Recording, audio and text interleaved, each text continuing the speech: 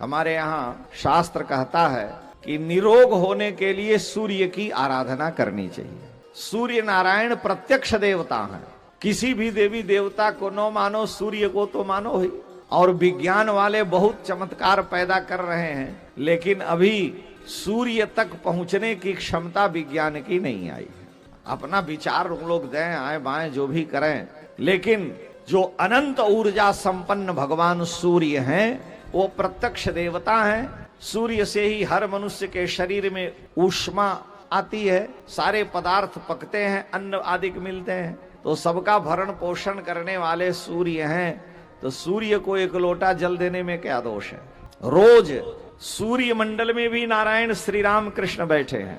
ध्येयः सदा समृति मंडल मध्यवर्ती नारायण सरसिजासन सन्निविष्टः केयूरवान मकर कुंडलवान किरीटी हारी हिरण्यमय बपुर धित शंख चक्र। सूर्य मंडल के बीच में भगवान नारायण शंख चक्र गदा पद्म धारण करने वाले का मैं सदा ध्येय माने ध्यान करता हूं। सरसिजासन सन्निविष्ट, जो कमलासन पर बैठे हुए हैं, शंख चक्र गदा पद्म को धारण करने वाले, सूर्य को भी तेज देने वाले नारायण हैं। तो सूर्य को सवेरे उठ के स्नान करे और एक लोटा जल दे दिया, इतने पर ही वो प्रसन्न हो जाते हैं। लेकिन व्यक्ति ये रोज नहीं करेगा, जब रोग पकड़ेगा तो करेगा, अस्वस्थ रहेगा तो एक लोटा जल, इतना सस्ता सौदा है, लेकिन व्यक्ति नहीं कर सकता। इसका एकमात्र कारण प्रमाद, आलस्य है। सूर्य की आराधना करने वाला अगर नियम पूर्वक करता है तो वो कभी रोग से पीड़ित नहीं होगा। अब सूर्य की आराधना करे और अंड बंड खाने लगे, आहार का संयम न करे, तब तो भाई बात अलग है। लेकिन युक्ताहार विहारस्य युक्त चेष्टस्य कर्मसु युक्त स्वप्नावबोधस्य योगो भवति दुखा। भगवान सूर्य की आराधना कर लेने से शनि राहु मंगल केतु सारे ग्रहों के राजा हैं, उससे भी रक्षा होती है। ग्रह सभी अनुकूल हो जाते हैं और साथ ही जीव निरोगी होता है, नेत्रों का तेज सुरक्षित रहता है। सूर्य नारायण की आराधना से उस व्यक्ति में जो तेज है उसको कोई अभिभूत नहीं कर सकता। इसलिए सूर्य की आराधना स्वस्थ शरीर को स्वास्थ्य के लिए भी है और अर्थ के लिए भी है। भगवान सूर्य की आराधना बड़ी प्रभावशाली है। ब्राह्मण का सबसे बड़ा बल ही, सबसे बड़ी संपत्ति ही सूर्य की आराधना और गायत्री का जप है। गायत्री का जप, वशिष्ठो जपताम बरह। अब आजकल कलयुग का प्रभाव है, औरतों को भी गायत्री मंत्र देके कहते तुम भी जपो सीधे बैकुंठ जाओगी। गायत्री मंत्र के जप का हमारे यहाँ स्त्री को शास्त्रीय विधान नहीं है, क्योंकि जप वही कर सकता है जिसके गले में यज्ञोपवीत हो। जो यज्ञोपवीत धारण करने वाला है वही उस जप का अधिकारी है। अनुपनीत को गायत्री मंत्र जपने का अधिकार नहीं है।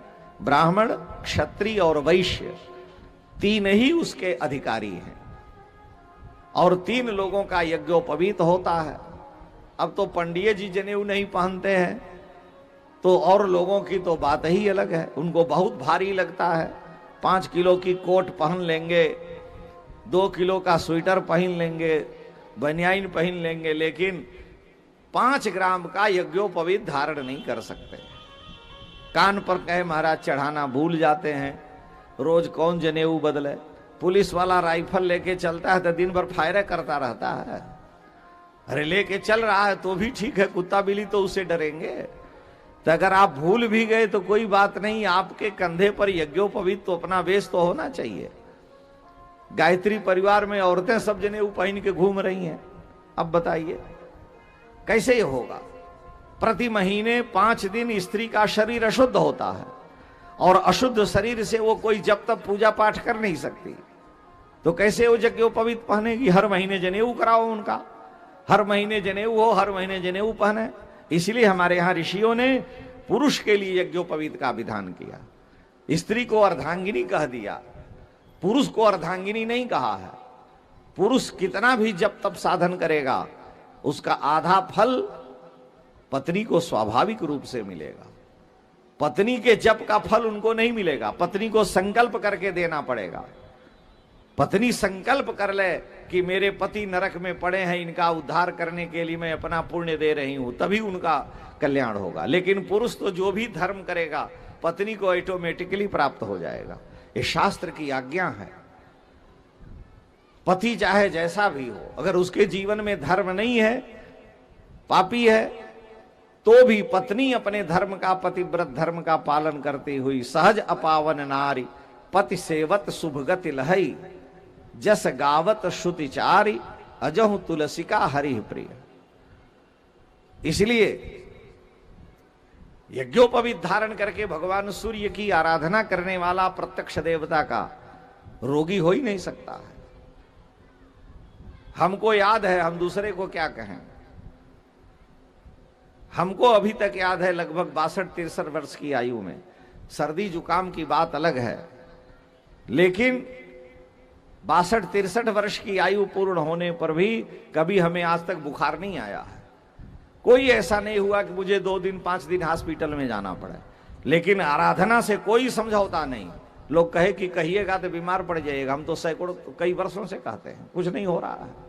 इसका मतलब हम आवाहन नहीं कर रहे हैं, हम ये बल दे रहे हैं कि नहीं, आप भगवान सूर्य प्रत्यक्ष देवता हैं, आप उनकी आराधना करिए, उनकी उपासना करिए। जहां जो इष्ट आपका है करें वो अलग, लेकिन जो आंख से दिखने वाला दिव्य देवता है आप उसकी आराधना करते हैं। 1 लोटा जल देने में कौन सा है, 5 मिनट लगना है, एक बार 108 बार गायत्री जप लिया, यज्ञोपवीत धारण करने में कौन भारी बना है। आप देखिए उसका प्रत्यक्ष फल। लेकिन नहीं, जब संकट पड़ेगा तो करेंगे और जब संकट नहीं पड़ेगा तो नहीं करेंगे। दुख में सुमिरन सब करे, सुख में करे न कोय, और यदि सुख में सुमिरन करे तो दुख काहे को होए, कबीर साहब कह रहे हैं। तो सुख में भगवान का स्मरण करिए। आप में अनंत ऊर्जा है, शक्ति है, किसी ज्योतिषी और फलाना के यहां हाथ फैलाने की जरूरत ही नहीं। प्रभु ने तुमको करदान दिए, सब वांछित वस्तु विधान किए, फिर दुर्लभ क्या उसके जन को, नर हो न निराश करो मन को। स्वयमेव मृगेंद्रता, जैसे मृग शेर अपना मार्ग स्वयं प्रशस्त करता है, मानव में भगवान ने वो दिव्य शक्ति दी है, सूर्य नारायण जैसे दिव्य देवता दिए हैं कि प्रत्यक्ष देवता की आराधना करके तुम स्वयं सारे ऐश्वर्य सुख के स्वामी बनकर के इस लोक और अंत में परलोक के भी दिव्य सुख का अनुभव करोगे। लेकिन मनुष्य को जो है 3-13 से फुर्सत ही नहीं है, उसको 20 मिनट आधा घंटे भी समय नहीं है।